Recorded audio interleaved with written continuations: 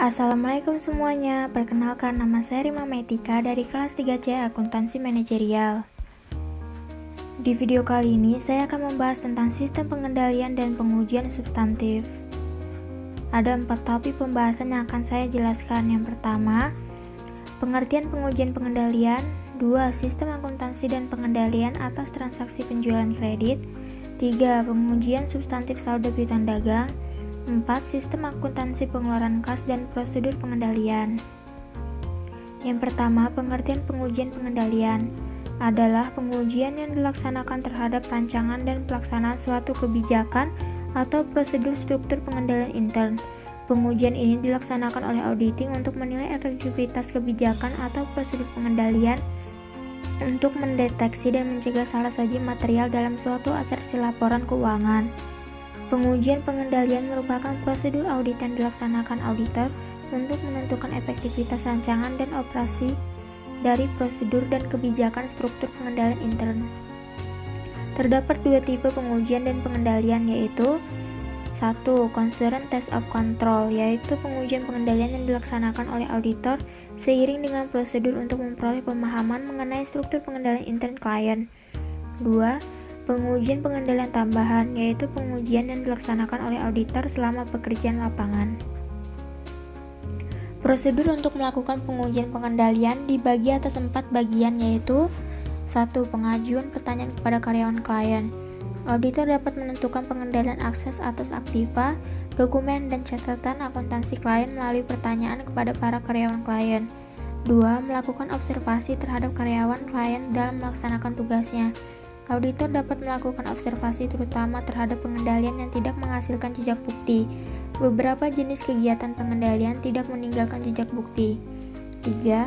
Melakukan inspeksi dokumen, catatan, dan laporan.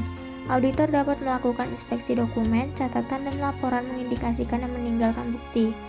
Prosedur yang efektif untuk menilai kegiatan pengendalian tersebut adalah inspeksi dokumen, catatan, dan laporan. 4. Mengulang kembali pelaksanaan pengendalian oleh auditor. Ada beberapa kegiatan pengendalian yang meninggalkan jejak bukti. Prosedur yang paling efektif digunakan adalah performance. Prosedur ini cenderung merupakan pengujian untuk menilai akurasi mekanisme kegiatan pengendalian.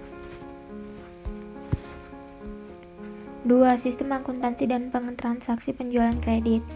A. Sistem akuntansi. Sistem akuntansi siklus pendapatan suatu perusahaan harus dapat menyediakan adanya audit trail atau jejak audit yang lengkap atas setiap transaksi. Pemahaman sistem akuntansi diperoleh melalui penelaahan buku manual akuntansi dan sistem flowchart, mengajukan pertanyaan pada karyawan bagian akuntansi, dan menelaah kembali pengalaman terdahulu dengan klien. Auditor harus memahami kompetensi personel akuntansi dan bagian ADP yang bertanggung jawab atas pengolahan transaksi siklus pendapatan. Pemahaman tersebut diperoleh melalui pengajuan pertanyaan, pengamatan, dan menelaah file arsip karyawan. B. Pengendalian atas transaksi penjualan kredit. Prosedur pengendalian meliputi otorisasi yang tepat, pemisahan tugas, catatan dan dokumen, pengendalian akses, dan pemeriksaan atau pengecekan independen. C. Pengujian pengendalian. Prosedur pengujian pengendalian yang dapat diterapkan untuk siklus pendapatan dibedakan atas prosedur sebagai berikut. 1. Pengujian pengendalian pengiriman barang dagangan. 2. Pengujian pengendalian penagihan. 3. Pengujian pengendalian pencatatan. 4. Pengujian pengendalian retur penjualan. 3. Pengujian substantif saldo piutang dagang.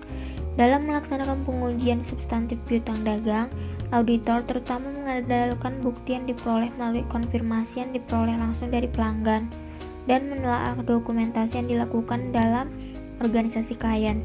Konfirmasi piutang. Prosedur ini sangat perlu dilakukan karena merupakan prosedur auditing yang diterima umum, kecuali apabila piutang dagang tidak material, tidak efektif, resiko bawaan maupun resiko pengendalian yang rendah. Bila auditor tidak melakukan konfirmasi, maka ia harus mencantumkan alasan-alasan yang dapat dimuat dalam kertas kerja dan bagaimana akuntan cara mengatasinya atau tindakan alternatif yang dilakukan. 4. Sistem akuntansi pengeluaran kas dan prosedur pengendalian. A. Sistem akuntansi adalah metode pengolahan data, dokumen, dan catatan. Sistem akuntansi siklus pengeluaran kas suatu perusahaan harus dapat menyediakan adanya jejak audit yang lengkap atas setiap transaksi. B. Prosedur pengendalian. Prosedur pengendalian pengeluaran kas terdiri atas A. Otorisasi yang memadai, B. Adanya pemisahan tugas, C. Dokumen dan catatan, D. Pengendalian atas setiap akses harta atau aktiva perusahaan, E. Pemeriksaan independen. Pengujian substantif saldo aktiva tetap. Rekening aktiva tetap digunakan untuk menampung pencatatan aset perusahaan yang mempunyai manfaat ekonomis lebih dari 1 tahun. Aset tersebut tidak akan habis digunakan dalam 1 tahun atau 1 siklus produksi. Oke, sekian penjelasan dari saya. Semoga video ini bisa bermanfaat bagi kalian semua.